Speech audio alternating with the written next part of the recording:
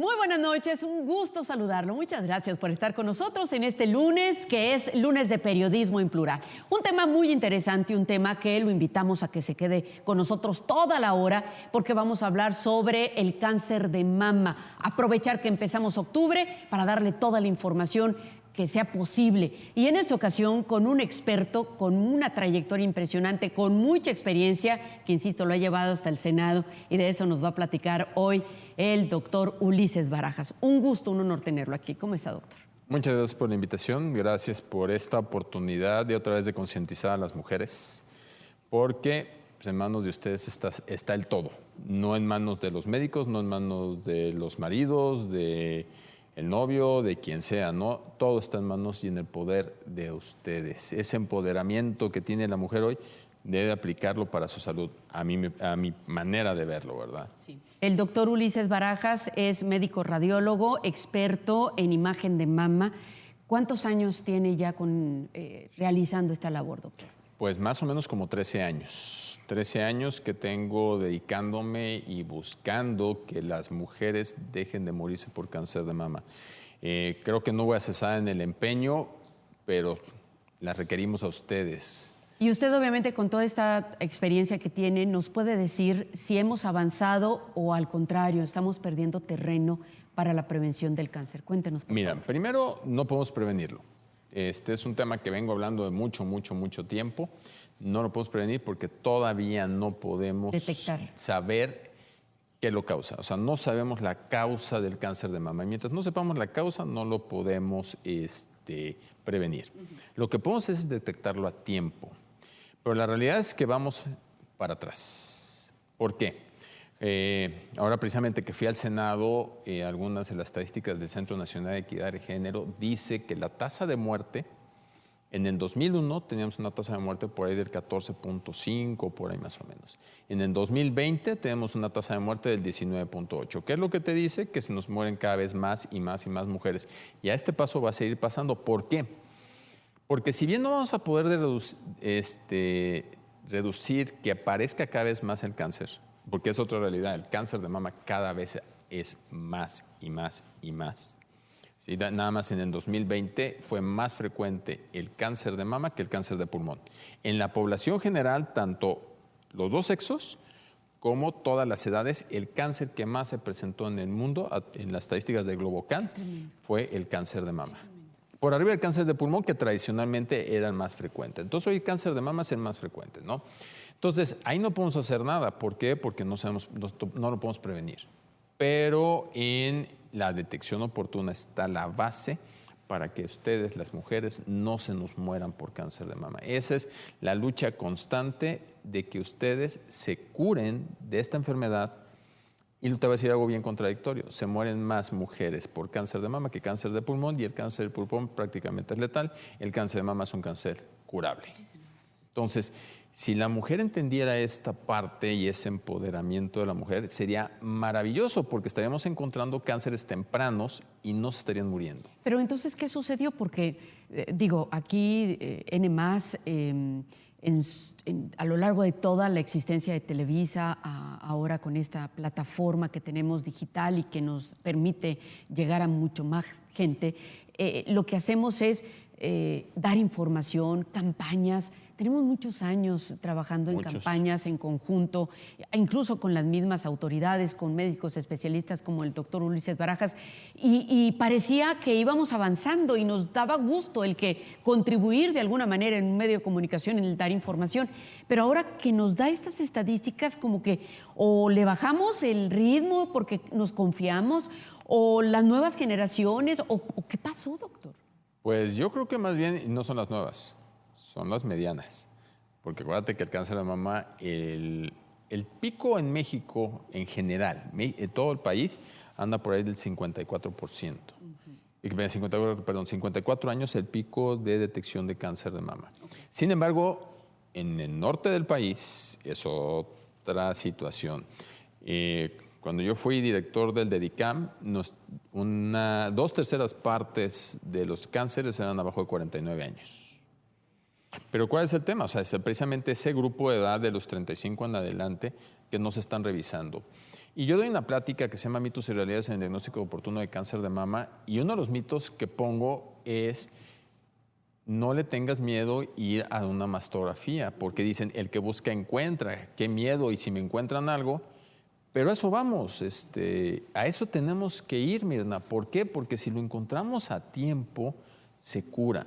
Tu servidor, yo me hago antígenos para buscar cáncer de colon, cáncer de páncreas, de próstata, del hígado cada año. Y si llego a encontrar algo, poderme curar a tiempo. Claro. La colonoscopía, que debe empezar a los 45 años, según lo que dice la Sociedad de Cáncer de los Estados Unidos, pues ya me hice una. ¿Para qué? Para buscar un cáncer y poderme curar. Pero entonces, ¿por qué funciona de esa manera en la mente, el cerebro en algunas mujeres que dicen, no, mejor ni le busco porque si encuentro, qué miedo? Exactamente. ¿Por qué? ¿Qué pasa en estas mujeres en particular? Otras van, pero religiosamente, sin falta cada año, pero hay otras que no. ¿Por qué? El tema es cultural. O sea, tú ve al anglosajón, el anglosajón es cuadrado, previene, tiene todos sus gastos organizados, es frío. El latino no. El latino, por cultura, no tiene esa facultad de estar buscando, de prever para cuando estén viejos. No tenemos esa cultura, ¿no? Entonces, el tema es cultural. Te puedo decir, en Suecia, por ejemplo, es donde tienen las mejores tasas de detección y disminución de muerte por cánceres fatales, así es como se llama, porque tiene un sistema de rellamado y la gente acude. Acá no. En México, lamentablemente, la gente no acude. Casi tienes que rogarles que se vayan a hacer un estudio. Entonces es muy complicado. Como te comentaba hace rato, 23% del 100% de las mujeres que tienen que hacer una mastografía cada año se la hace. ¿Sí? 23%. Entonces, y hace unos 5 años al 27%. Entonces, ¿qué está pasando? La gente no está acudiendo para hacer los estudios propios. Okay. ¿Cuánto tiempo, cuál es el margen que tiene una mujer para decir, tengo cáncer, me lo detectaron y puedo salvar mi vida? ¿Cuánto? Va en relación al tamaño del tumor. Okay. Cuando tú encuentras un tumor, tiene que medir menos de 1.6 centímetros para que salven. Según algunas estadísticas suecas, del 96% de las mujeres se pueden salvar, fíjate. ¿Cómo detecto un tumor así? Por estudios de imagen. Nada más. La generalidad, por estudios de imagen. Te puedo decir, nosotros los radiólogos que nos dedicamos a hacer el diagnóstico oportuno, que somos los radiólogos y no los colegas ginecólogos u oncólogos, ellos son los que llevan a las pacientes, las orientan, pero quienes hacemos el diagnóstico somos radiólogos a través de la mastografía y del ultrasonido. Podemos detectar cánceres de 3 milímetros. 3 milímetros, que si tú encuentras un cáncer a los 3 milímetros, de 3 milímetros, casi seguro se va a salvar la mujer. Okay. Dije casi, no al 100%, pero la gran mayoría se van a salvar. ¿Se puede detectar palpando? Sí, puedes detectar cáncer a tiempo, tocando, palpando, pero no de ese tamaño. La estadística dice de 1.5 a 2 centímetros en adelante. Entonces, fíjate toda la ventana que perdieron para atrás de diagnóstico. Tú puedes tocarte un tumor de 1.5 a 2 centímetros en adelante. Nosotros los radiólogos podemos encontrar cánceres desde 3 milímetros. ¿Qué es la diferencia entre la vida y la muerte? Es la diferencia entre la vida y la muerte. Va en estrecha relación el tamaño del tumor a la posibilidad de cura. Esta estadística que nos daba ahora es un 23%, antes era un 27%. ¿Está en relación directa con los servicios de salud pública? No, yo creo que tal vez aquí ha aumentado la población que tiene que asistir, porque han aumentado los servicios de salud pública. Yo te puedo decir, en 2010, cuando empezamos con la detección aquí en Juárez, teníamos un mastógrafo nada más en un centro de salud, en Águila de Zaragoza.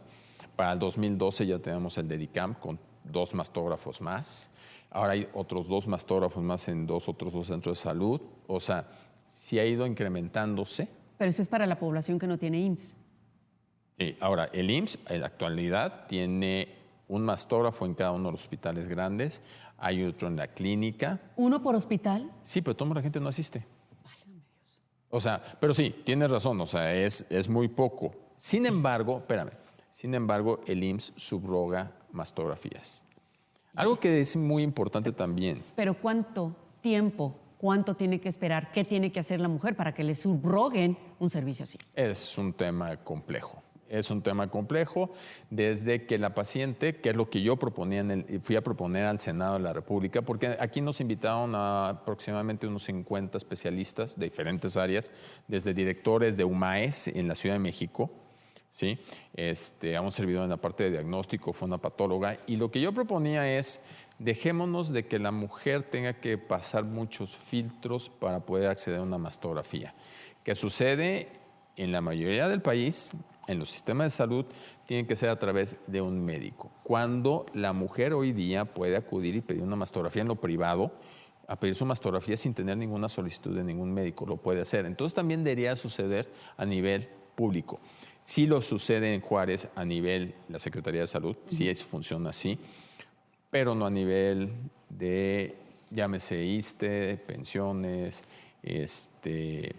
IMSS. Ahí sí tienen que pasar por ciertos filtros. ¿Y esta que usted propuso ante el Senado puede convertirse en realidad? Esa es la idea. Esa es la idea de que a través de todas las propuestas de todos los que fuimos, se sigan con mesas de trabajo para precisamente llegar a ese punto, ¿no? Donde la mujer pueda tener acceso libre a una mastografía. Pero te digo, en general, la mujer por sí misma no acude. Pero a lo mejor también es eso, o sea, no acudo porque tengo que pedir permiso para el día que me toca ir con el médico general, que es el primer paso. Y luego el médico general, de aquí que me reciben y luego me mandan, si es que decide así hacerlo, con un especialista. Y así... Claro. Y se va haciendo una cadenita, sí, porque la decisión de mandar una mastografía depende del médico familiar en un momento dado, porque no pasan directamente con el ginecólogo, pasan con el médico familiar. Y hasta que hay un diagnóstico en la mastografía, entonces ahora sí van con el ginecólogo y él decide qué hacer y después irán a oncología. Entonces, pues son muchos pasos. Tiempo, dinero y esfuerzo. Son muchos pasos, ¿no? Pero te digo, yo por lo menos lo que he visto cuando yo era director del DEDICAM, teníamos que ir a buscar pacientes para que fueran a hacerse la mastografía, a ese grado, porque si no, no hubiéramos tenido trabajo. Otra de las mitos es que duele la mastografía. A lo mejor es uno de los motivos por los que dicen, no, mejor no.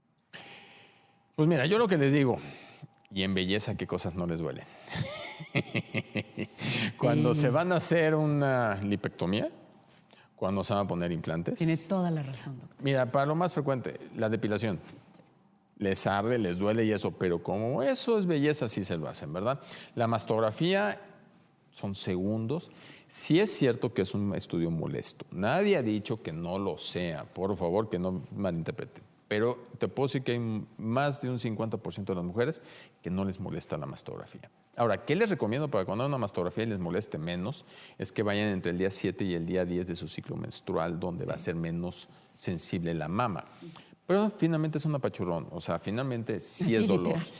Pero yo también les digo, un cáncer de mama avanzado es mucho más doloroso que una mastografía que son segundos. O sea, se las aplastan, aprieta el botón el técnico, inmediatamente las libera. Son segundos, o sea, no es tanto tiempo. Pero digo, la mujer se hace muchísimas cosas que duelen con tal de hacerse cosas de belleza. Sí, en muchos de los casos, en otros no, por supuesto, ¿verdad? Aquí ahora sí que hay de todo. Claro. Nos vamos a ir a un corte comercial y regresamos con más. Sin duda interesante el tema, ¿verdad? Continúe con nosotros.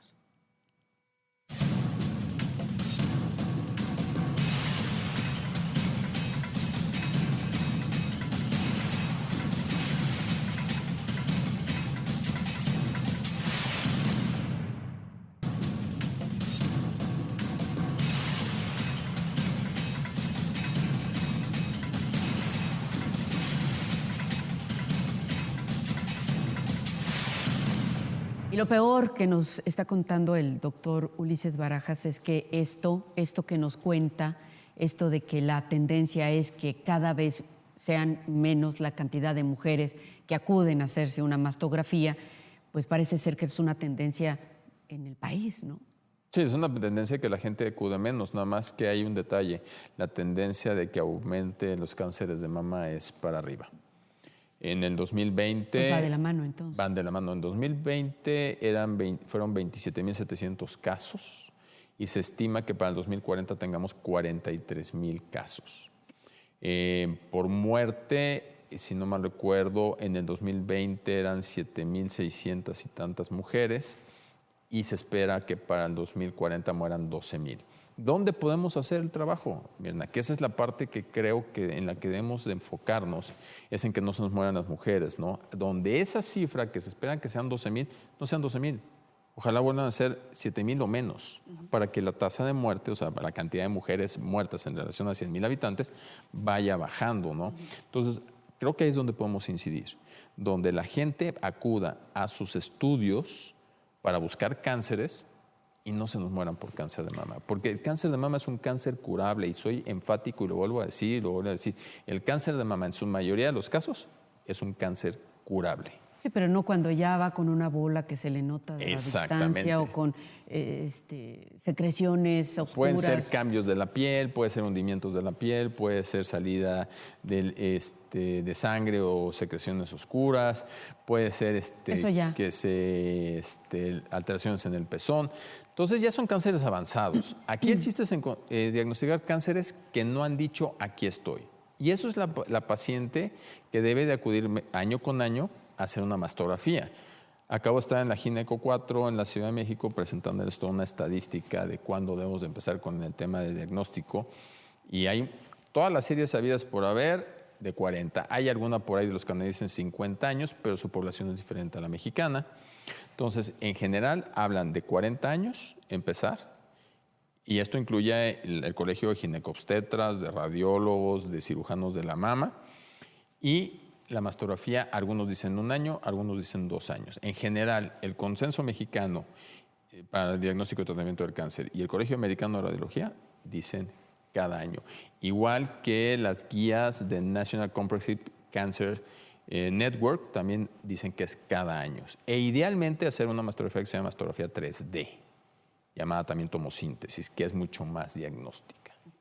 Y si una mujer tiene ya varios años, no sé, empezó a los 40, a los 45, pues resulta que año con año ha ido y no ha encontrado nada, ¿se vale que descanse un tiempo porque no va a encontrar otra vez nada? No se vale. ¿Por qué? Porque si tú le das chance a ese cáncer que no ha aparecido, este año no me lo hago, el siguiente año no me lo hago, ese cáncer va a ir creciendo. Para cuando lo encuentras, ya es un cáncer avanzado. Pero si en año anterior no encontró nada, no importa, nada. puede aparecer, porque te recuerdo que un cáncer de mama, cuando lo estamos diagnosticando, tiene creciendo entre 5 y 10 años. Acuérdate que empieza creciendo con una célula y esto se va multiplicando, y son células que son diferentes a las originales y que se les olvida morirse. Normalmente las células se mueren, se llama apoptosis, es un fenómeno natural. Entonces a estas se les olvida morirse, entonces crecen y abarcan e invaden los tejidos, ¿sí? Y se empiezan a dispersar para otros sitios. Por eso es importantísimo hacerlo año con año, porque puede ser que ya estaba en el año anterior, pero no la vimos. Y entonces al siguiente año sí la veamos, porque ya tiene un tamaño donde la podamos ver. Porque cuando es 1, 2, 3 células, pues no lo vamos a ver. Por eso no deben dejarse de hacer la mastografía año con año. ¿Algún medicamento que detenga o que ayude, que prevenga? No hay nada para prevenir.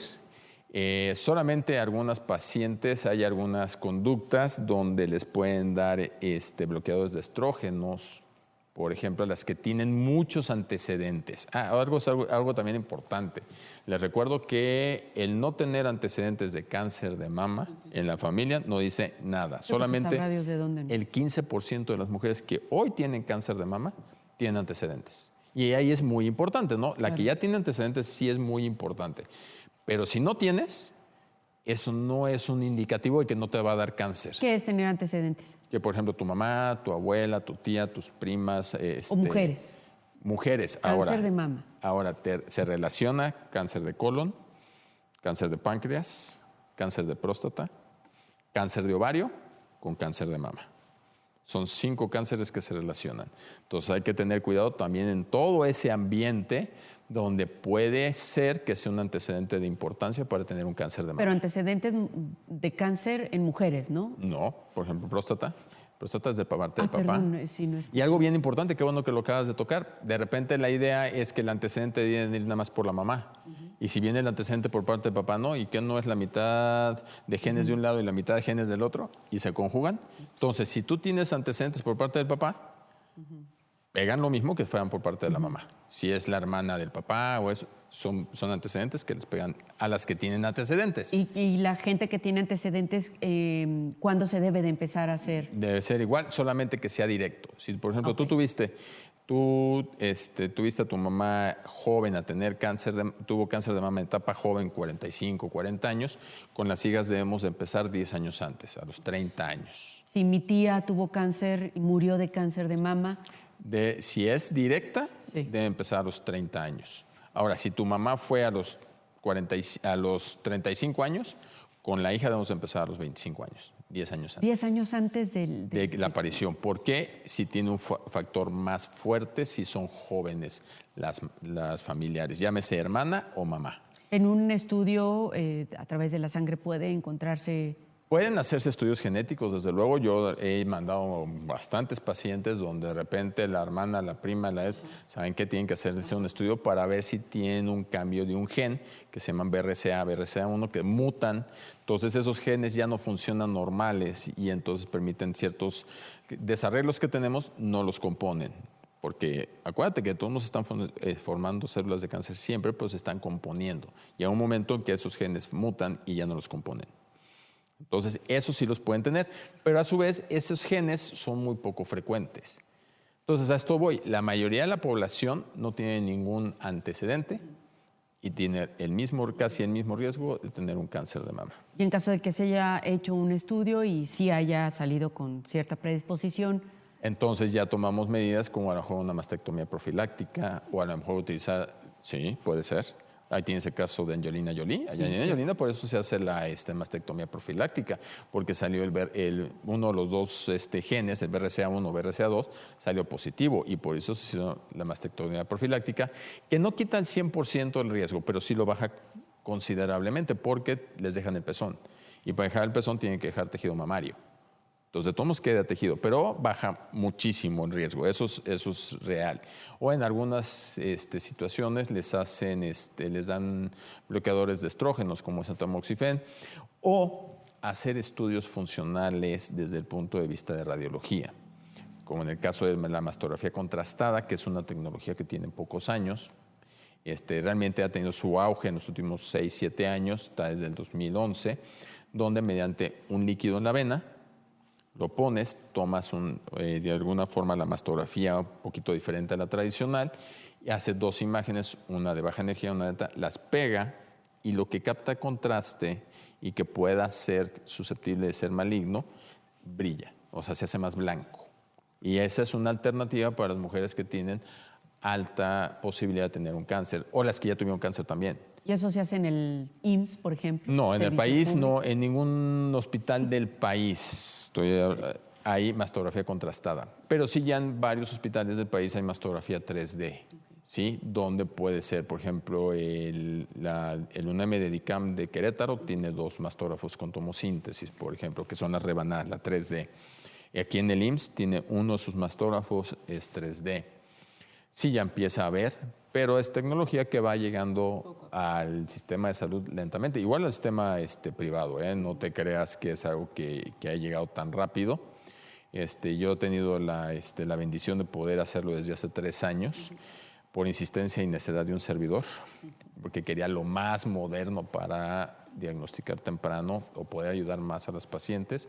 Y Dios lo permitió de tener una máquina que hace mastografía contrastada y eso me ha permitido también ir a dar charlas a diferentes latitudes, Centroamérica y Sudamérica, de este tipo de tecnología que ayuda a tener diagnósticos más tempranos.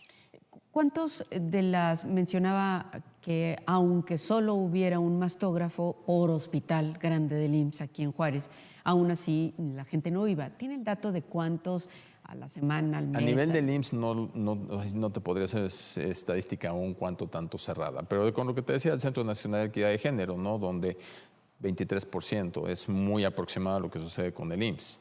la tasa de muerte va para arriba en lugar de ni siquiera quedarse en meseta, ¿no? Dijeran, bueno, ya anda en el 14 y ahí se quedó en el 14. No, van en el 19 y eso fue en 2020.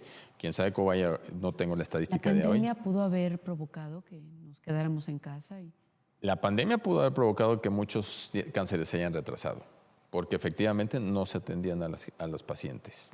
O sea, yo lo vi, pacientes diagnosticadas y por el tema de pandemia no se hacían biopsias, no se atendían, no cirugías. ¿Salía? También es un tema de la pandemia, fue un caso serio y gente que dejó de también salir a hacer su mastografía, porque les daba pavor meterse en un hospital.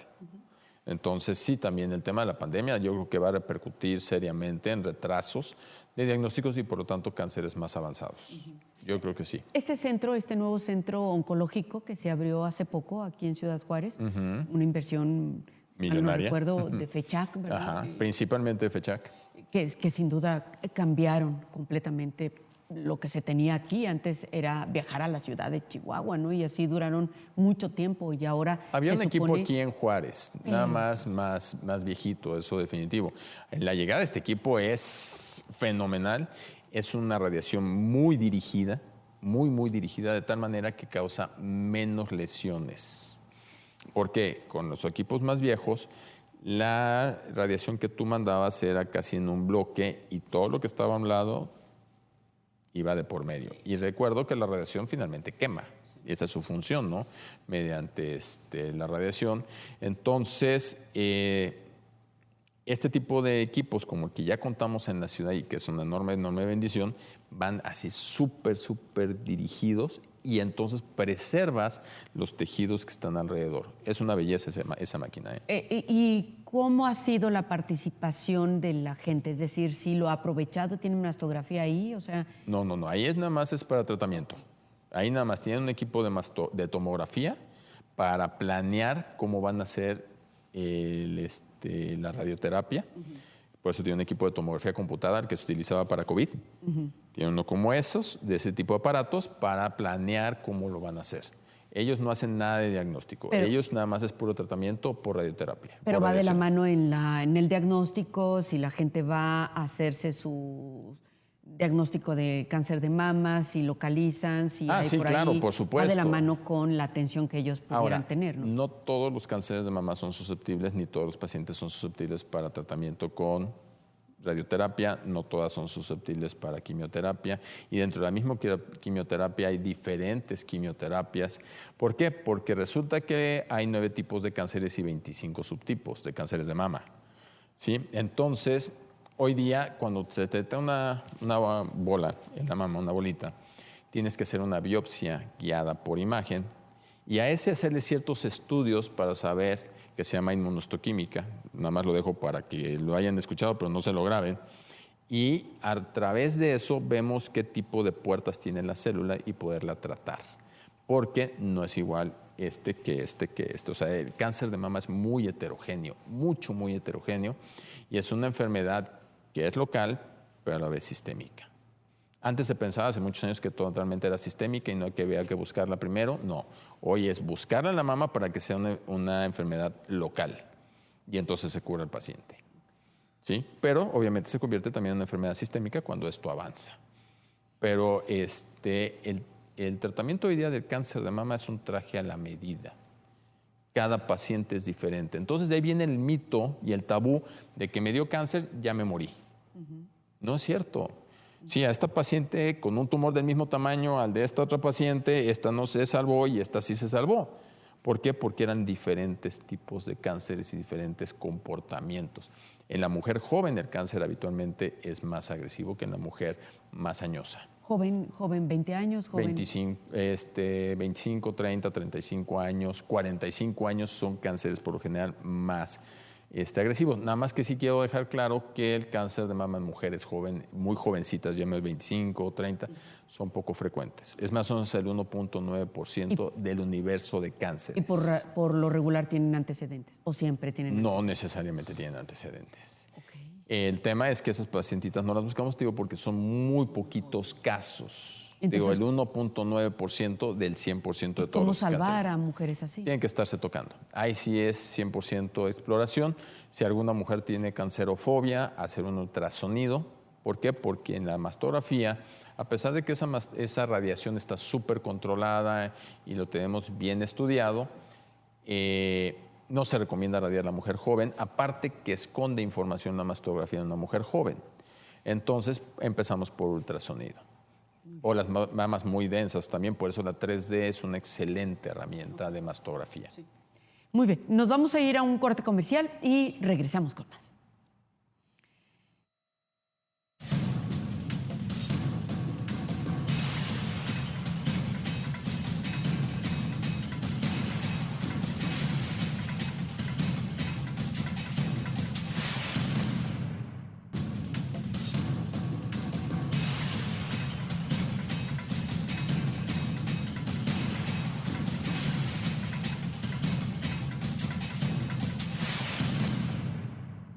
Bien lo menciona el doctor, dice, no se puede prevenir porque no se sabe de dónde viene o por qué se enferman del cáncer de mama, pero entonces, ¿cómo nos preparamos o cómo nos protegemos las mujeres? Bueno, los hombres, porque pues esto puede dar indistinto, ¿no? Te voy a platicar algo que a lo mejor no sabes, pero la segunda causa de cáncer en México es el cáncer de próstata.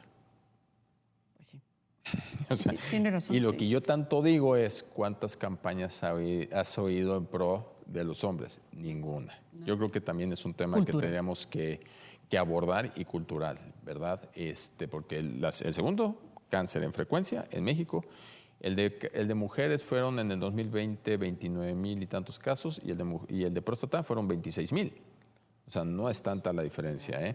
Pero bien, finalmente tiene que ver con, sin tener un dato específico que digas, esto lo causa, definitivamente son los hábitos, definitivamente es lo que hemos descuidado estos cuerpos.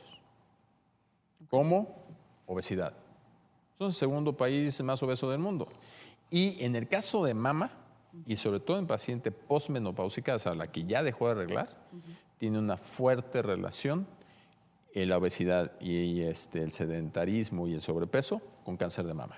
Porque resulta que la grasa produce, los adipocitos, que son las células de grasa, producen una enzima que se llama aromatasa y esta es una precursora de estrógenos. Entonces la gente sigue siendo estimulada por estrógenos en sus mamas y eso aumenta la posibilidad de tener un cáncer. Entonces la obesidad es un factor importantísimo. Va ligado y de la mano del sedentarismo. ¿Y qué pasó en la pandemia? Pues nos encerramos y no hacer ejercicio. Y no han salido. Y ahora déjame decirte algo que no tiene que ver con esto, pero actualmente la causa más frecuente de cirrosis en el hígado es obesidad, porque se infiltra la grasa y daña el hígado. Y la causa más frecuente actual en el mundo hígado graso. Del hígado graso y por lo tanto producir una cirrosis es por la grasa. ¿Sí? Ahorita es más que por alcoholismo, que por medicamentos, que primaria. Por cultura e historia se cree que es por el alcohol. Así, todo el mundo cirrosis, alcohol. Y no, hay muchas otras causas, pero hoy día en el mundo está siendo la obesidad. ¿Y qué tiene que ver con hábitos? Entonces, tenemos que hacer ejercicio, eso nos va a ayudar. No debemos de fumar, también es un factor. El tomar alcohol también es un factor que va junto con pegado. Básicamente serían los más. Ahora, dejemos de estar comiendo tantas cosas industrializadas. Hoy nos venden los alimentos, como digo, siempre deben haber sido sin pesticidas, sin nada, que hoy le llamamos orgánicos, y que nos venden más costosos. Sí, cuando eso sería cuando eso es lo que come la gente de campo. Sí. Sí, ellos comen alimento orgánico, ¿no? Que eso debería ser lo que debe prevalecido. Entonces, cada vez estamos acostumbrados a meter al micro y calentar y comprar en el súper y demás. Entonces, estamos teniendo muy malos hábitos. Eso es una realidad. Cada vez tenemos más químicos, en general, en todo. Estaba platicando con alguien de que a los pollos les dan muchos antibióticos para que no se mueran y entonces poder vender pollos. Y al final del día, ¿quién se come esos antibióticos? Nosotros. Y pues decían también hormonas para que crezcan. Para que crezcan y resulta que pollos parecen pavos porque estamos haciendo, y con las vacas y demás. Entonces, ¿pero entonces qué vamos a comer? Estamos en un grave problema, estamos alimentándonos de muchas toxinas, creo yo. Y te digo, más aparte no hacemos ejercicio, más aparte fumamos, más aparte tomamos alcohol, o sea, como sociedad cada vez esto. ¿Qué pasó cuando la cerveza no había cerveza por la pandemia? Y el día que dijeron filas gigantescas para comprar cerveza. ¿Sí? Entonces, tenemos que cambiar hábitos. Eso es real y yo creo que mucho va ligado con... Sí, cambiar hábitos, pero como bien lo mencionó, entonces voy a comer pollo. Ah, no, porque tiene hormonas, porque tiene, qué sé yo. Ah, entonces pescado, no, porque también son... Exactamente. O sea, tenemos que alimentarnos atún, no, finalmente. porque también no es atún. Porque lo que tiene te mercurio, venden, o tiene mercurio, Dios. que porque esto, que aquello, ¿no? Pero tenemos que alimentarnos, como bien dices. Pero la parte donde sí podemos hacer, que es, como te digo, no fumar. El fumar es una decisión. El tomar es una decisión. Tu servidor, yo no fumo ni tomo, y es por decisión.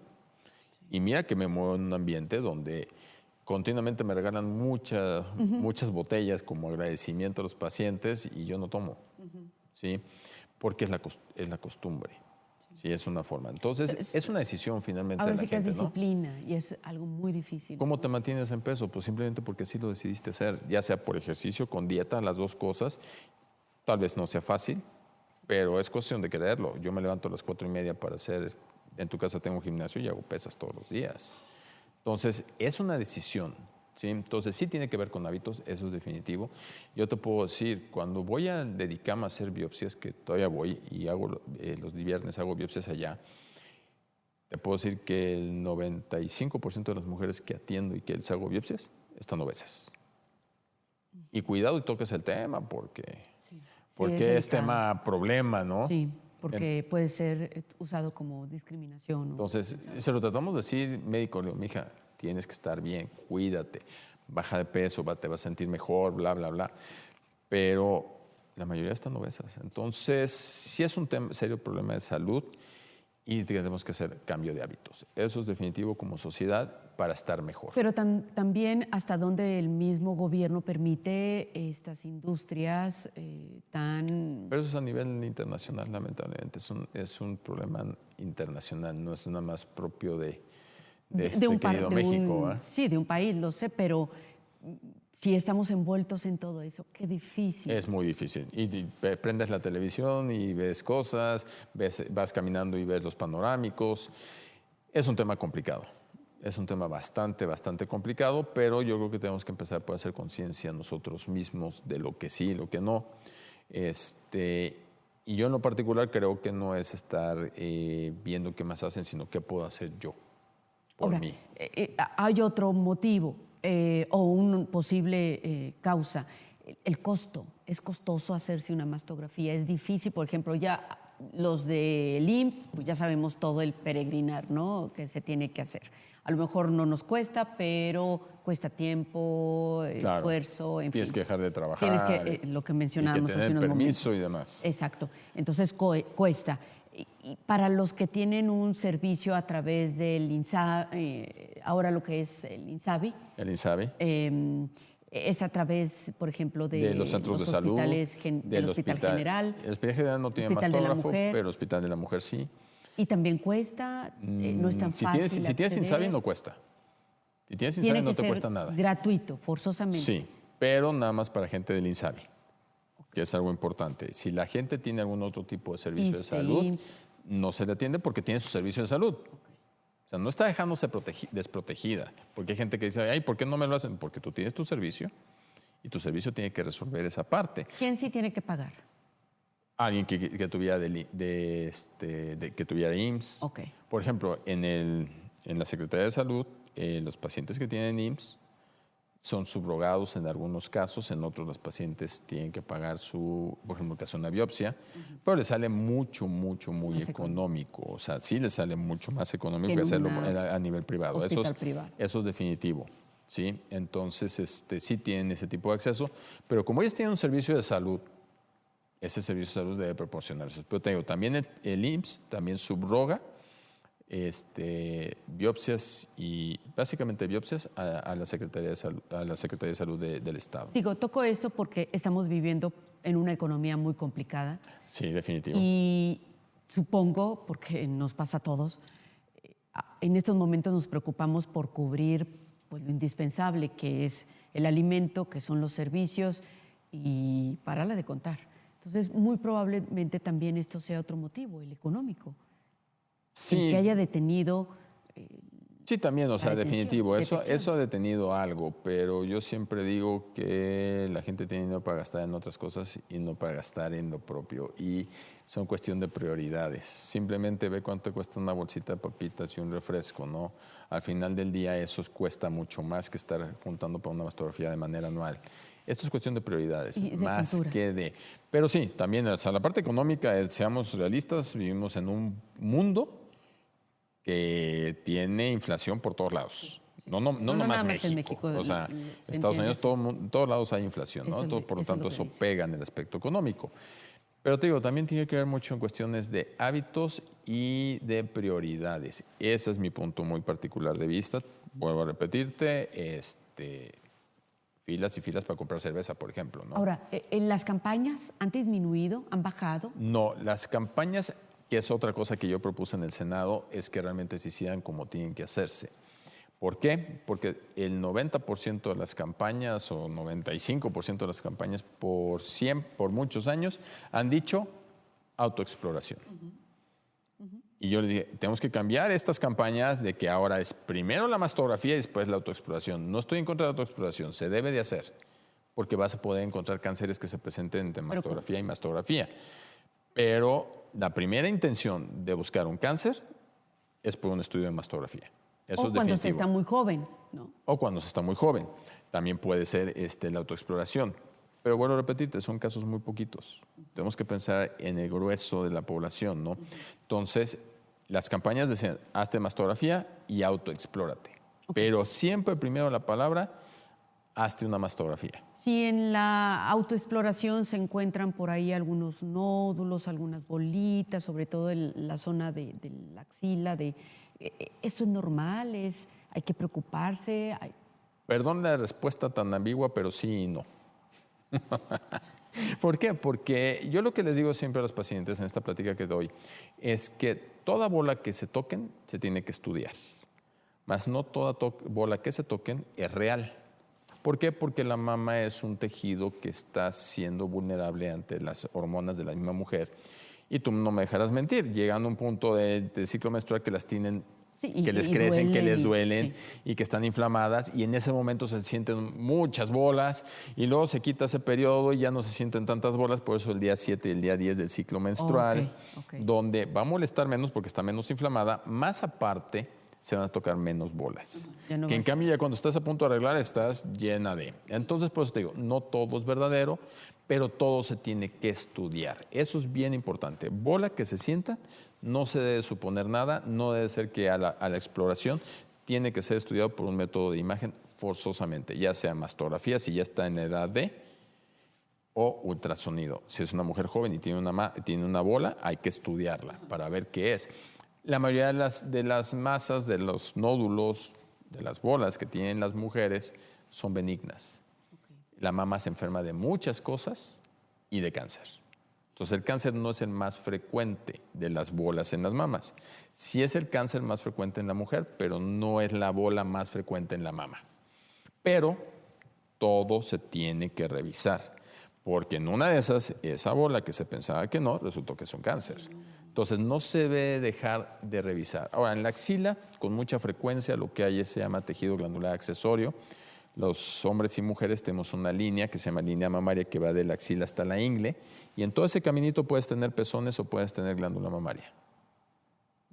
Entonces, a veces, con mucha frecuencia, se presenta, nada más que eso no se lo presume de una mujer a otra, ¿verdad? Claro. Pero eso con mucha frecuencia sucede, que tiene una bolita más, que cuando lactaron, le salió leche por ahí. Sí, porque es una glándula mamaria que puede tener un pezón. Entonces, a veces puede ser eso también, pero hay que estudiarse. O registrar, ¿no? Llevar un registro de tal día. No, tiene que revisarse siempre por imagen. O sea, no debe suponerse nada. Hay que revisarse por imagen. Bueno, pero conforme se va aprendiendo y conociendo, pues ya... claro, y te vas dando cuenta que con tu ciclo esa zona también cambia, pues entonces te dice. Y algo bien importante, deben de buscar radiólogos especialistas en imagen de la mama. También eso es importante, porque sí en ciertos momentos hacemos la diferencia en el diagnóstico con un radiólogo general. No estoy diciendo que mis colegas radiólogos generales no sepan, pero falta esa perspicacia que tenemos los que nos dedicamos al diagnóstico oportuno de cáncer de mama, que tenemos una subespecialidad, ¿sí? Nos avala un Consejo Mexicano de Radiología e Imagen, en el que hacemos examen y en el que continuamente nos estamos recertificando. Y esa perspicacia, a veces esa diferencia hace el diagnóstico temprano o tardío. Sí, cuántas historias, ¿no? De que médico, es que el doctor me dijo que era, no sé, un ganglio inflamado y hasta ahí se quedó y me dio para desinflamar y se acabó cuando era cáncer, ¿no? Recientemente me tocó una paciente de 70 años que le hace un ultrasonido a un médico, un radiólogo general, médico radiólogo general, y le dijo que pues, era un nódulo que había que revisarlo en 6 meses. Va conmigo, le digo, no, mija, esto hay que hacer una biopsia porque tú tienes 70 años y a los 70 años no aparecen bolas benignas por lo general. Depende a quién está estudiando. En cambio, esa misma bola la veo una mujer de 35, 40 años, pues pienso benignidad, pero una mujer de 70 años no. ¿De dónde no? Sí, ¿de dónde? Si ya no hay hormonas, ¿no? Entonces, esa perspicacia la tenemos los radiólogos especialistas en imagen de la mama. Puede ser que el cáncer haya estado ahí, se desencadene pasado el tiempo, ya mayor, ya después de... ya en la menopausia, ¿puede ser eso? No, el cáncer, digo, como tiene creciendo entre 5 y 10 años, es como empieza a crecer. Pero no queda ahí latente y de repente crece, no. Es un crecimiento constante, una evolución constante del cáncer. Okay. No se detiene, no se encapsula. Ok, ajá, y que se guarde. Y ahí se guarda, no. Muy bien. Nos vamos a un corte, así es, volvemos a Una y Más.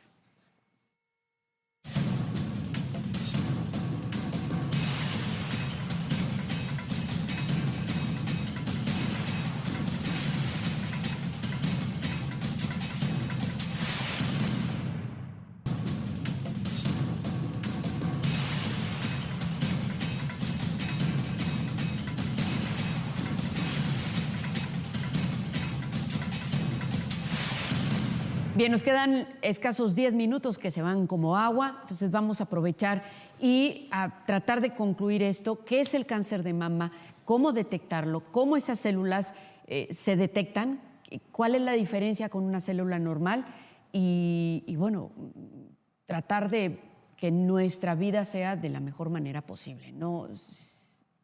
Tratando de llegar a detectarlo a tiempo, buenos hábitos y demás, doctor. Primero, cambiar hábitos.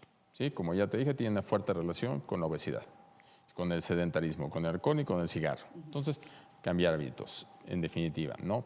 Segundo, ser responsables de este cuerpo y estarlo revisando de manera continua. Yo les pregunto, si llevan a revisar sus carros, ¿por qué no llegar a revisar este cuerpo, no? Que puede en algún momento fallar, ¿no? Entonces, estarlo revisando, en el caso de mama, hacer la mastografía a partir de los 40 años, todas las mujeres, de forma anual, idealmente buscar una mastografía en tercera dimensión, que es la 3D, o también llamada tomosíntesis, porque es hacer rebanadas y entonces nos permite ver mejor, ¿sí? ¿Y qué es el cáncer? El cáncer simplemente, como te decía, es un crecimiento desmedido de células diferentes, ¿no? Entonces, se cuenta que una célula normalita es así redonda, como una pelotita, ¿sí? Y tiene sus organelos adentro, que la hace funcionar y más. Y de repente, esa célula cambia, ¿sí? Y esa célula va cambiando hasta el punto de ser un cáncer, porque no pasa de la célula normal a ser un cáncer inmediato, sino va sufriendo transformaciones hasta ser una célula totalmente diferente a la célula original. Entonces, esta crece diferente, su núcleo es diferente y al que ser una célula diferente empieza a ocupar un espacio de un tejido normal, sano, que está para cierta función y lo empieza a invadir. Entonces, como te decía, esta célula se le olvida morirse, que es un fenómeno natural que tienen todas las células, que se llama apoptosis. Entonces, las células tienen que morirse y esta se les olvida morirse. Entonces, como no mueren y siguen reproduciendo, y aparte crecen de una forma desmedida, sin control, nadie las controla porque tenemos nosotros mecanismos de control en todo el cuerpo, sin esto, y empiezan a invadir. Y luego de ahí se van a otros sitios. El primer sitio donde se va el cáncer de mama es a la axila. Y de ahí que es un filtro, los ganglios, quiero decirles que tenemos ganglios en todo el cuerpo, de repente se asustan los pacientes porque le ponemos, se ven los ganglios, pues no, eso es perfectamente normal. Entonces, tener ganglios, ¿no? pero esos ganglios se pueden alterar. Fíjate que ahora que con la vacuna tuvimos un problemón porque se empezaron a alterar los ganglios y pensábamos que estaban llenos de cáncer sin notar cáncer. Y de repente, pues viendo los estudios, y sobre todo en Estados Unidos, que fue donde empezaron con la vacuna, se dieron cuenta que tenía que haber una fuerte relación con la vacuna. Esperábamos 3 meses y ese ganglio mejoraba. Entonces, de los ganglios, entonces ya de ahí del ganglio se empieza a distribuir al resto del cuerpo. Porque del tumor se va al pezón, del pezón se va al ganglio y de ahí se empieza a distribuir. ¿Dónde? Pulmón, hígado, huesos y por último al cerebro. Aunque se puede ir a donde sea, o sea, el cáncer no tiene palabra, pero generalmente son los 4 sitios donde el cáncer de mama se va. Y entonces es donde tenemos que buscarlos cuando los encontramos. Entonces, regla, cambiar hábitos, quitar cosas que no necesitamos, mejor alimentación, hacerse sus estudios pertinentes, no nomás de cáncer de mama, porque nos tocan otros tipos de cánceres, ¿verdad? Y si lo diagnosticamos a tiempo, entrarle al toro por los cuernos. ¿Por qué el cuerpo no puede combatir estas células cancerígenas? Porque a veces las engañan. Las células, los cánceres cuando salen, porque no hay mecanismos para regularlos, porque esos mecanismos como que se los brinca. Entonces el cáncer sale solito y de repente engaña al cuerpo y le dice, oye, necesito comer, porque no tiene arterias ni venas que lo alimenten normalmente, o sea, las arterias, necesito comer, entonces engaña al cuerpo, produce una sustancia especial que hace que forme arterias y venas anómalas para empezar a crecer. Así es el cáncer, es un mal impresionante que tiene una función desmedida y que empieza a ganarle espacio al tejido sano. ¿Por qué si tenemos tantos años con esta enfermedad, por qué el cuerpo no ha sabido combatirlo, no ha aprendido a combatirlo? Otra vez, hábitos. En lugar de que mejorábamos hábitos, los vamos empeorando. Entonces, como no tenemos buenos hábitos, no tenemos defensas con qué atacarlo. Pero el ser humano en general, aunque tenga buenos hábitos, puede estar enfermo de cáncer. Sí, también. O sea, obviamente no todos los casos son iguales, pero no hay mecanismos que tú puedas tener, que el cuerpo pueda aprender porque estas células engañan al cuerpo. La engañan. Pero ya hubiéramos aprendido a que es un engaño. Y no sé. Eso sería lo idóneo, ¿verdad? Y sí tenemos mecanismos, aclárote, sí tenemos mecanismos que van esto. Cuando se rompen esos mecanismos es cuando afloran, cuando crece. Sí tenemos mecanismos para ¿La quimio? Mecanismos propios para ir reparando esos daños genéticos y moleculares. ¿Cuál? Sí tenemos, pero llega un momento en que esos mecanismos no funcionan y ahí es donde el cáncer prolifera. Y una vez que proliferó, ya no lo puede tener el cuerpo. Entonces, pero sí tenemos mecanismos, aclárote, para controlar todo eso, porque todo el tiempo están habiendo fallas, pero tenemos a su vez sus mecanismos para regular esas fallas. Sí. El problema es cuando falla esos mecanismos, no funciona ese mecanismo, por lo que te gustes y mandes, y sale a flor el tumor. Y una vez dentro, una vez con el cáncer, pues se va comiendo, ¿no? El cuerpo al grado de dejarlo. Lo empieza a invadir. Tremendo. Simplemente lo empieza a invadir, se empieza a distribuir por todos lados porque tiene necesidad de crecer de una manera desmedida. Y se apodera de él. Se apodera de todo el cuerpo. O sea, el cáncer no tiene palabra. Yo te dije 4 sitios donde se va preferentemente el cáncer de mama, pero alguna vez hice una biopsia de la pelvis, de un ganglio de la pelvis y era un cáncer de mama. Y que lo había tenido la paciente 10 años antes. No es cierto. Sí.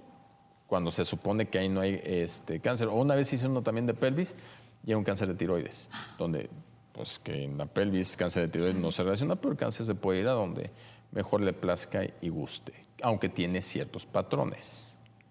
¿Sí? Y según el cáncer es el patrón. Y te recuerdo que tenemos cánceres en todo el cuerpo. O sea, todo el cuerpo se fue a enfermedad de cáncer. Y entonces tenemos cáncer de donde salió primero.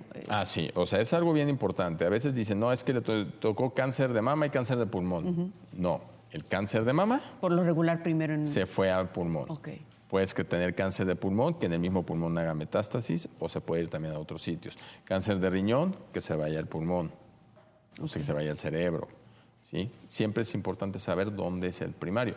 Y ahí la importancia de hacer los diagnósticos y la importancia de hacer necropsias, Ok. que la gente hoy día no deja hacer necropsias, y eso es investigación. Y otro de los puntos es, ok, ya supe, ya pagué por mi mastografía, me detectaron cáncer, ahora ¿cómo pago el tratamiento?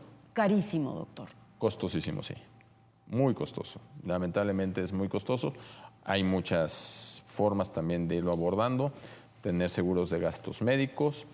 Hay instituciones aquí en la ciudad, varias instituciones, Apanical, Onamican, Aprocáncer, hay varias Pero lo que instituciones batallan los que lo padres de apoyan. familia Sí, para claro, poder por supuesto. lidiar con No, lo que significa. Y las mujeres también. Cada quimioterapia, sí, padres de familia hablando de Apanical o Onamican, Aprocáncer, que están con el tema de cáncer de mama y otro tipo de cánceres. Hay asociaciones, pero claro, llega a veces a ser insuficiente. Y no es suficiente, bueno, supongo que no, pero a nivel internacional no llegan apoyos que vayan a financiar alguno de estos, o que en lugar de irse a los que más necesitan, se vayan quedando algunas manitas por ahí en el camino. No sé, así no te podría decir. Yo no tengo evidencia, pero tampoco puedo meter las manos al fuego por ello. Tú sabes que lamentablemente el tema de la ética es muy controversial. Estoy tomando una maestría en Dirección y Gestión de Instituciones de Salud y mi materia anterior fue ética empresarial. Y de repente te pones a ver y dices, Dios mío, o sea... ¿Cuánto dinero, no? ¿Cuánto dinero? Y el tema de las empresas que por un lado te quieren manejar que están haciendo cosas por el planeta, pero realmente son las que lo generaron, para no entrar en marcas ni nada por el estilo. Entonces dices, realmente, ¿cuándo hay una ética verdadera que sea en pro del resto y no de unos cuantos? Es complicado. O empresas precisamente que provocan todo esto que finalmente se convierte en cáncer. Así es, definitivo. Doctor, un gusto estar con usted y esta plática tan interesante como siempre para nuestra audiencia. Pues muchas gracias por la invitación. Insisto, el cáncer de mama se puede curar siempre y cuando se detecte a tiempo.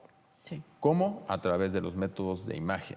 Y como segunda herramienta, la autoexploración. Pero la primera es hacer mastografías y ultrasonidos en casos pertinentes. El cáncer de mama se puede curar.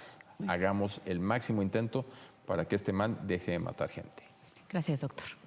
Gracias. Y gracias a usted, por supuesto, sobre todo gracias a usted. Muy buenas noches.